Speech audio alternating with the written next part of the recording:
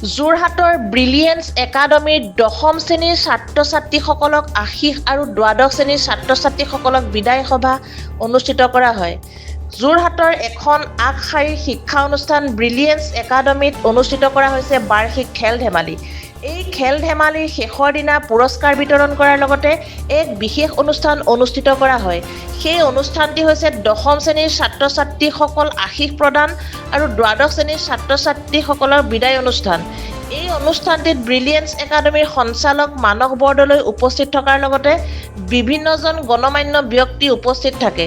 তেখেতসকলে অতি সাৰুৱা ভাষণেৰে ছাত্ৰ-ছাত্ৰীসকলৰ ভৱিষ্যতে সহায় হোৱাকৈ এক মন্তব্য আগবঢ়ায়। লগতে এই বৰ্ষত ১৮০ জন ছাত্ৰ-ছাত্ৰী উচ্চতৰ মাধ্যমিক চূড়ান্ত পৰীক্ষাত অৱতীৰ্ণ হ'ব বুলি জানিবলৈ দিয়ে।